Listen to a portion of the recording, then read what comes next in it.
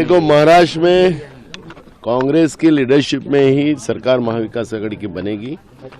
उस तरह से जो मतदान का जो रुझान आ रहा है, कौल आ रहा है, जो लोग मतदान के लिए जा रहे हैं, तो उसके आधार पर राज्य में कांग्रेस की सबसे ज़्यादा कैंडिडेट चुन के आएंगे और महाविकास आघाड़ी की सरकार आएंगी, इसमें कोई दो मत नहीं है। ये काले पत्थर पे सफ़ेद लकीर है।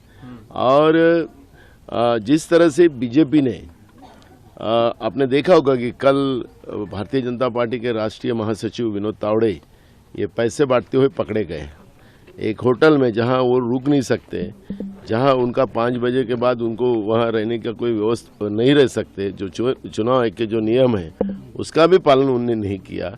और वो कहते कि चिट्ठी बांटने गए। अब भारतीय जनता पार्टी के महासचिव चिट्ठी बांट रहे हैं। ये भी बड़ा दुर्भाग्य है कि उनके पास अब नीचे में कार्यकर्ता भी खत्म हो चुके हैं, उसका अर्थ वो लगता है। तो मुझे लगता है कि अब झूठ पे कितना झूठ बोलेंगे। और वो देवेंद्र फडणवीस के पीए रहे वाले वानखेड़े, जो आरवी विधानसभा से वर्धा से खड़े हैं, उनके गोदाम में दारू की बोतल मिली। वर्धा ये दारूबंदी का डिस्ट्रिक्ट है, तो दारू और पैसा बांटकर ये नोट का जिहाद करना चाहते हैं क्या वोट मांगने के लिए? ये सवाल इस बहाने खड़ा हुआ है।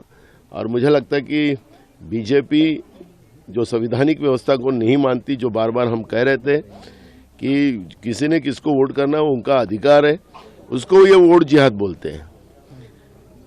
फिर कल ब्राह्मण लोगों ने महाराष्ट्र के उनने भी कल डिक्लेयर कर दिया कि बीजेपी को वोट करो करके।